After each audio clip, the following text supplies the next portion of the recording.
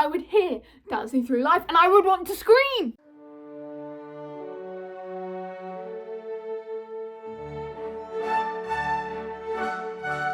Hi, I'm Claudia and the Wicked movie is genuinely ruining my life. Now, have I seen the Wicked movie?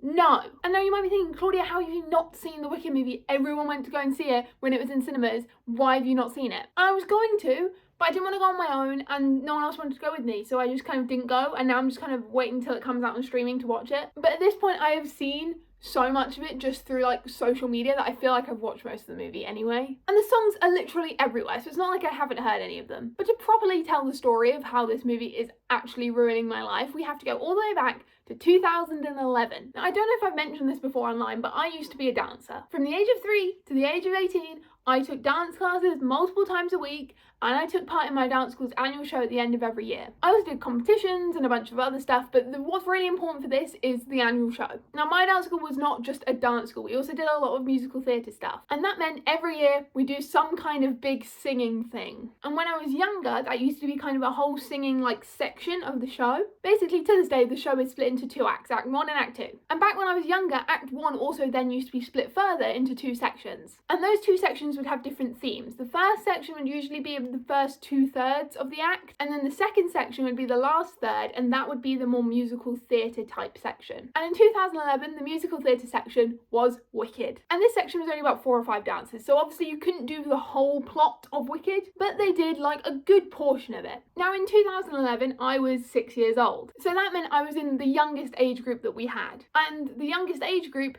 didn't take part in the musical theatre section that year. The only dance we were in was the Act 1 finale, which was also kind of Wicked themed. So yes, we all got special little green costumes to go with everyone else's green costumes, and yes, the finale was to like a rock version of Defying Gravity, but we weren't in the actual Wicked section. However, as part of the Wicked section, some of the older kids were chosen to play specific roles. We had a Fiyero, we had an Elphaba, and we had a Glinda. And all of these people who got the main roles were in the oldest age group. Now, the guy who played Fiyero, I'm pretty sure was one of, if not the only boy that was in the oldest age group. And he was a very good singer, so like he deserved the role. But he only sang one song. He did Dancing Through Life, and he basically sang the entire thing when the rest of the oldest age group kind of danced around him in these pretty green dresses. And that's fine, you know, cool dance, whatever, move on. However, the 2 girls who played Elphaba and Glinda had more singing parts. Off the top of my head, I think they did 3 different songs as like duets/solos. Obviously they did Defying Gravity, because you know, you can't really do Wicked without Defying Gravity. They also did Popular,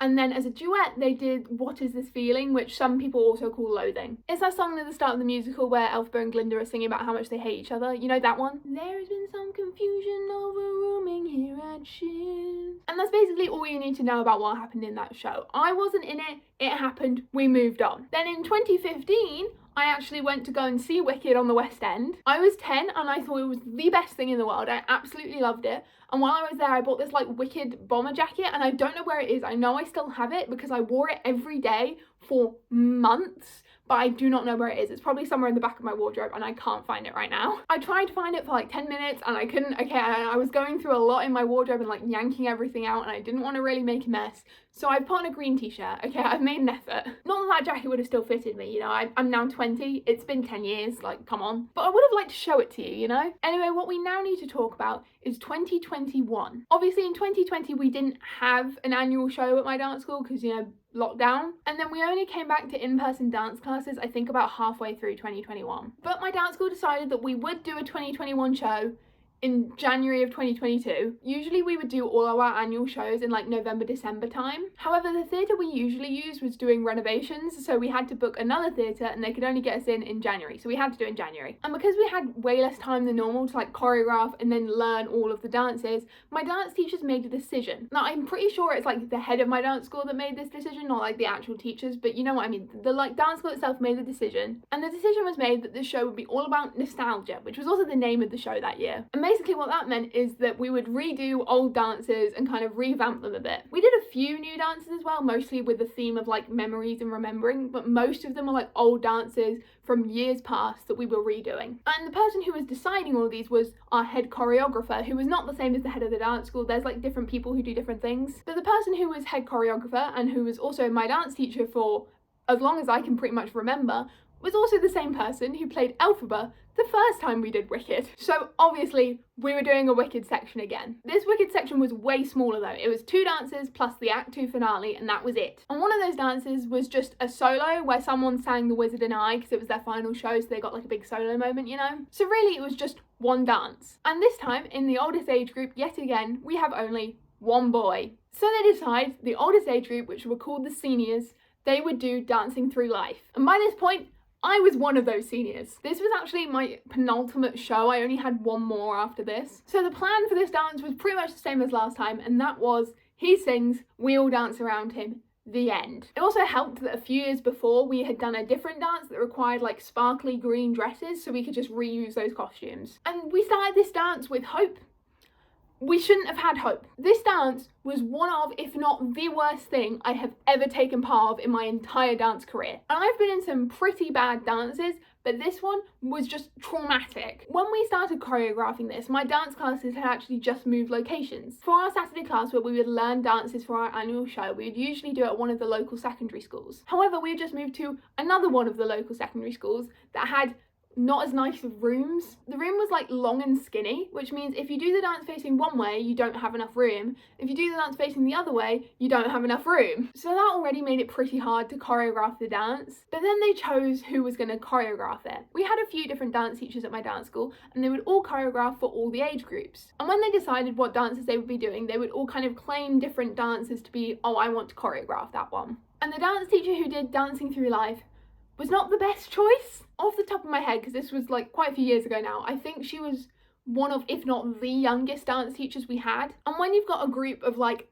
14 to 18-year-olds, you don't want someone that's super close in age to them teaching them, just because it's really hard for the teacher to get any kind of respect from people who aren't too much younger than them. I mean, what was even worse was when like ex-students came back to be teachers and then tried to teach us stuff, and we'd be like, no way. Like, they'd tell people to be quiet and everyone would be like, well, you didn't shut up when you were here, so why would we shut up for you? That kind of thing. Not me and my friends, obviously. We were very well behaved most of the time.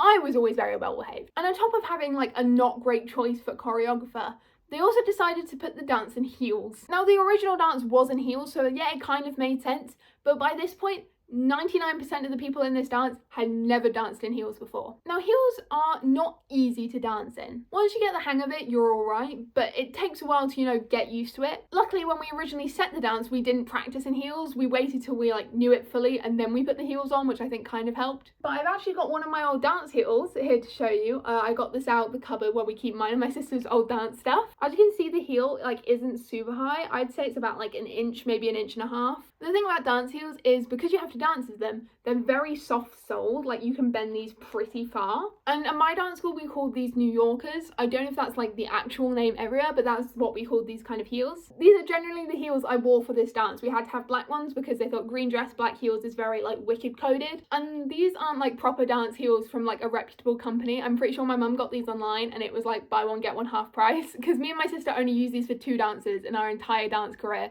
So obviously she wasn't going to get the super expensive ones. But pro to not getting the super expensive ones is you get like a weird strap that actually works better. So the strap actually has this little buckle on, and you slot this under this little hook, and then that makes it so like it's an actual strap and it doesn't move. And you can move the buckle to make the strap like longer or shorter, but then you can also just unhook it like that, so it's super quick to take on and off. Whereas regular heels have like a proper buckle and it takes ages to take them on and off, and we actually had this dance after a quick change, so like this was very useful. If you're a dancer and you want to get these, it says Move Dance on the sole. I don't know if that company still exists because these are pretty old, but if you find Move Dance Black New Yorkers, they'll probably have a strap like this, which is pretty cool. But the problem with doing a dance in heels is quite a lot of the time people forget to bring the heels. So then you have people dancing in bare feet and also people dancing in heels at the same time. And I'm sure you can see where this is going. Multiple times during rehearsals, people who were wearing heels stood on people's feet who were barefoot and really hurt them. Nothing like permanent or serious, more just like, ow, that really hurts. And this actually continued to the next year where we did another dance in heels. And on stage, when me and my friend were both in heels, she stood on my foot and caused me to bleed, and I have a scar from it. So we had quite a few kind of injuries during rehearsals from people forgetting their heels. But also one of the hardest things to do in heels is turn, and this dance had a lot of turns in. Basically, when you do a turn in dance, you go on your releve, which is when like you go on the ball of your foot kind of like this. However, when you're in heels, you're kind of already on the ball of your foot, and you can only go like so much higher, because like not everyone has a perfect releve, especially when you're doing like quick turns. Quite a lot of them you get like halfway, but you have to get like up a certain amount, otherwise your heel catches on the floor. And that's kind of a learning curve, because you're so used to like the bottom of your foot being what you can't catch on the floor, but now you've got like an extra inch sticking out from the bottom of it. But by the end, like when we were doing this dance in like shows and stuff, I was pretty good at it, but I know a lot of other people like complained about doing turns in heels. Also, it doesn't help that like the sole, it's got like friction bits, which is meant to stop you from like slipping over, which makes sense, but also it makes it kind of hard to turn. So yeah, turning in heels is an experience, and you do have to like really learn how to do it. It's like a whole new way of turning. And you might be thinking, yeah, Claudia, this dance sounds pretty bad, but nothing like traumatic or life-changing, right? Let me tell you. So when we set this dance, we hadn't had in-person dance classes for a very long time. And because of that, a lot of people had forgotten how to act when they were in a dance class. So many people just did not listen, or talked over the teacher, or just didn't care. And it was so aggravating. Also, for like a lot of the people in this dance, I'd say about 50%, it was their first year being in the oldest age group. And when you get to the oldest age group, it's kind of like a bit of an ego boost, because it's like you're the oldest one, all the younger kids are gonna look up to you. And you kind of have to learn how to act accordingly so you are good role models. And us older ones who had already done a year as the oldest age group before COVID hit had learnt that. The ones who hadn't done a year had not. Now, I am by no means talking about everyone in that age group at that time, because there were some people who were absolutely lovely. There were just certain people who were a bit annoying. And I'm not blaming them for that, because they were young teenagers, you know, they were just being teenagers. But when I was 16, it was very annoying, because when people are talking over like the dance teacher, you get stuff done way slower, and everyone just ends up not wanting to be there, but then you're there longer because people don't shut up, so then you can't hear the teacher, which means you have to take longer, and it's just an endless cycle. And also this room would get like so sweaty because there were no windows you could open, and all the sweat would then like condense onto the floor, and it was a tile floor, so it made it just really slippy. Or it might have been like a laminate floor. Either way, it was like really, really slippery. So then people were falling over, and then no one really liked the dance, and everyone just got fed up with it very quickly. And on top of that, everyone would get annoyed because the boy who was singing the solo didn't have to learn the dance. So he would sit in the corner and just watch us, and everyone would be like, oh, we want to be him. We don't want to be doing this right now. And something else is like, if you don't know, in a dance, counts are really important. It tells like the dancers when to do certain moves. And for this certain section in the dance, the original choreographer had not really set any counts. So there were half of us who thought it was one set of counts, and the other half of the group thought it was another set of counts. And everyone argued about it. Everyone just refused to give up. Everyone was like, oh, my counts are right and I'm sticking to it. I'm not compromising. It got to the point where one time we did the dance for one of my other dance teachers. This was like the head choreographer. And she looked at it and went, oh my God, this is a mess. And it wasn't just like that section where no one knew the counts. It was just that section. It was really obvious because people were doing like different counts. But every other section, just everyone kind of guesstimated and everyone looked about right, but no one really knew the counts. And for that section I mentioned earlier, she had to just pick a set of counts and just say everyone has to go with that. And she actually picked the set of counts that like I was on the side of. But then the other side, some of them refused to do the new counts until like we were on stage, because they were being petty. And I get we were all just like being teenagers, and it was very much a teenagery thing to be like super petty.